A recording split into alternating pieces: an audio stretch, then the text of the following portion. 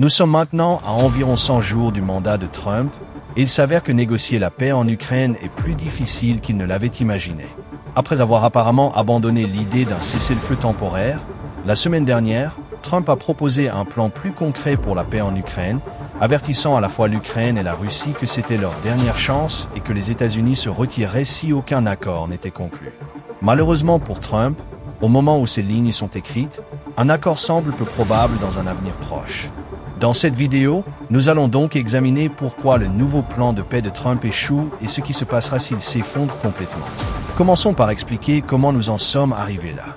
Initialement, le plan américain pour la paix en Ukraine devait commencer par un cessez-le-feu de 30 jours, suivi de pourparlers à plus long terme pour établir un règlement permanent de la guerre. L'Ukraine et la Russie ont immédiatement résisté à cette idée. La Russie pensait que cela soulagerait la pression sur l'Ukraine à un moment où ses forces progressaient, lentement, mais sûrement le long des lignes de front. L'Ukraine, quant à elle, craignait que la Russie n'utilise ce temps pour préparer une nouvelle offensive.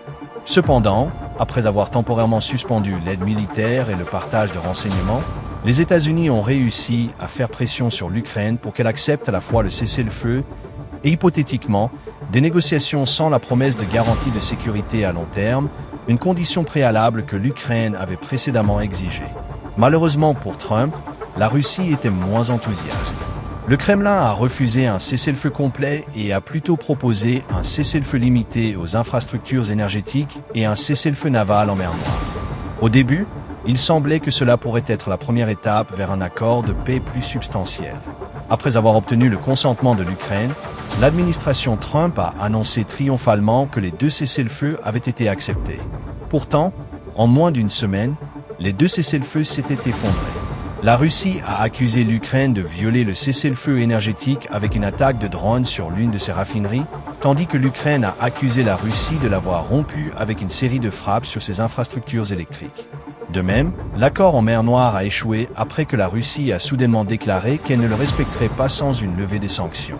Trump en a apparemment conclu qu'un cessez-le-feu temporaire n'était pas réalisable et qu'il devait passer directement à un accord de paix global.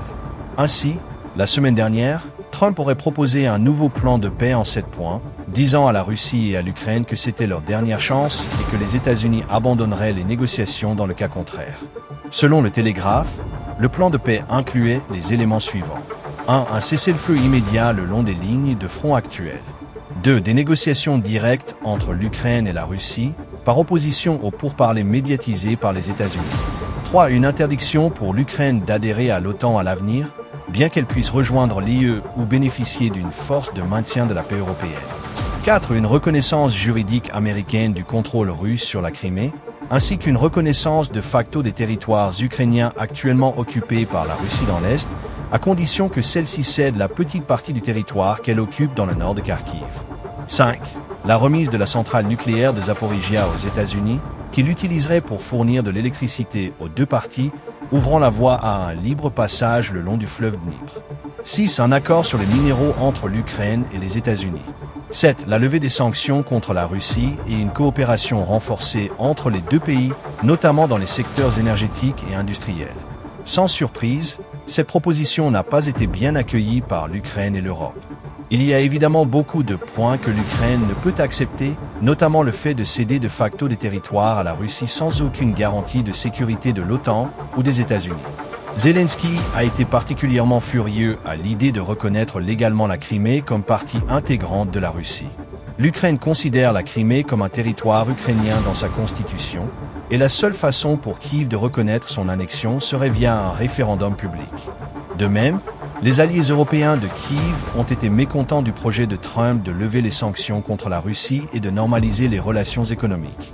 L'absence de garantie de sécurité américaine a également suscité des inquiétudes dans des pays comme la France et le Royaume-Uni, qui avaient précédemment proposé d'envoyer une force de maintien de la paix en Ukraine, mais comptaient sur un soutien américain en cas de reprise des combats entre les forces européennes et russes. Mais ce qui est peut-être plus intéressant, c'est que cet accord n'a pas été accepté en bloc par la Russie. À première vue, cela semble être une très bonne affaire du point de vue de la Russie. Après tout, elle obtient pratiquement tous les territoires qu'elle occupe actuellement, une relation économique privilégiée avec les États-Unis et l'interdiction pour l'Ukraine de rejoindre l'OTAN. Cependant, bien que Poutine ait déclaré qu'il accepterait un gel des positions le long des lignes de front actuelles, des rapports suggèrent qu'il s'oppose à l'idée d'une force de maintien de la paix européenne en Ukraine ou à la possibilité pour l'Ukraine de conserver sa propre armée. La Russie a également continué à lancer des frappes aériennes et des attaques de drones contre l'Ukraine pendant ces négociations, ce qui a provoqué une rare critique de Trump sur Truth Social. Le Kremlin n'a montré aucun signe de volonté de réduire ses exigences, ce qui n'est pas surprenant étant donné que la stratégie de négociation de Trump semble jusqu'à présent consister à offrir de plus en plus de concessions à la Russie sans menacer de conséquences négatives, comme une augmentation de l'aide militaire ou des sanctions. Manifestement, les négociations ne se déroulent pas aussi facilement que Trump l'avait imaginé. En réalité, la grande question maintenant est, que se passera-t-il si cet accord de paix échoue? De notre point de vue, les États-Unis pourraient réagir de deux manières. Si Trump accuse la Russie d'avoir torpillé l'accord, il pourrait maintenir le statu quo avant de réduire progressivement l'aide militaire à l'Ukraine, ce qu'il semble vouloir faire à terme. Alternativement, s'il accuse l'Ukraine d'avoir fait échouer l'accord, il pourrait retirer brusquement tout soutien à l'Ukraine et chercher unilatéralement à normaliser les relations avec la Russie, une option qu'il envisagerait apparemment. Alors, quel est l'enjeu? Cet accord créerait clairement une crise plus aiguë. Dans les deux cas, si cet accord de paix échoue, ce sera à l'Europe de soutenir l'Ukraine et finalement, de négocier un nouvel accord. Les leçons des récentes négociations semblent montrer qu'aucune quantité de carottes ne convaincra la Russie de signer un accord. Le Kremlin est manifestement convaincu que le temps joue en sa faveur, ce qui signifie que l'Europe devra brandir des bâtons en plus des carottes pour imposer un accord. En pratique, cela impliquera probablement à la fois d'augmenter le soutien militaire à l'Ukraine, du moins à court terme, et de créer une force crédible de maintien de la paix pour l'Ukraine. La grande question est de savoir si cela se fera au niveau de l'UE ou via une coalition de pays européens et non-européens volontaires, incluant le Royaume-Uni. Pour l'instant, la seconde option semble plus probable, principalement parce qu'il y a trop de divisions au sein de l'UE sur cette question. Mais reste à savoir si ces pays auront la confiance nécessaire pour agir sans le soutien des États-Unis. Il y a beaucoup à analyser ici, d'autant plus que cette histoire a été couverte par plus de 98 sources. Fait intéressant, parmi elles, 30% proviennent de médias de gauche, tandis que 21% viennent de médias de droite. En examinant les titres, on note aussi des différences. Les médias de gauche insistent sur le potentiel parti pris de Trump en faveur de la Russie, tandis que les médias de droite reprennent généralement la position de Trump.